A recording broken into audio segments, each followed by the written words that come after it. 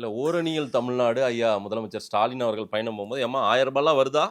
ரூ. 1000 நல்லா குடும்பம் நடத்த முடியுதான்னெல்லாம் கேட்கிறாரு. ஒரு ரூபாய் கொடுப்பதால் குடும்பம் நடக்கிறதா என்று கேட்பதிலே அடிப்படையில் பொருளாதாரம் புரிந்தவன் வேதனைப்படும். ஒரு குடும்பத்தில் இருக்கக்கூடியவர்கள் அடிப்படையில் அவர்களுடைய தேவைகளை அவர்களே சந்திக்கக்கூடிய அளவுக்கு அவர்களுக்கு வருமானம் இருக்கிறது என்றால் அரசாங்கத்துடைய உதவி தேவையில்லை.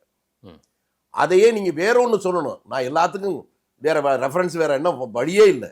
காமராஜ் என்கின்ற ஒரு தலை சிறந்த நிர்வாகத்தர சொல்ல முடியாது. அவர் ஆண்ட போது ஒரு இடத்துல போற நேரத்தில் இதே மாதிரி கேட்கறாங்க, ஏதாவது அரசாங்கம் பணம் கொடுத்தா பரவாயில்ல. அவர் சிரிச்சுக்கிட்டே சொன்னது என்ன தெரியுமா? எவ்வளவு வேணாலும் பணம் கொடுக்கலான்னு. ஏன்னா ரூபா நோட்டு அடிக்கிற மெஷின் நம்மகிட்ட தானே இருக்கு. ஆனா எவ்வளவு அடிச்சு கொடுத்தாலும் நீங்க வாங்கி அதை சாப்பிட முடியாதுல்ல. ஆனா சாப்பிட்றதுக்கு என்ன வழின்னு பார்ப்போம். இது சாதாரணமாக சொல்லலாம். மிக முக்கியமாக கவனிக்க வேண்டிய ஒன்று.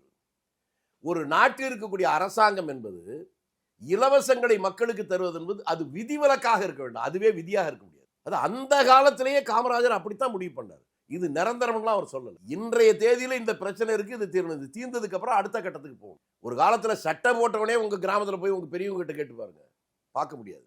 இன்னைக்கு மாறி இருக்கு. அதெல்லாம் மகிழ்ச்சி.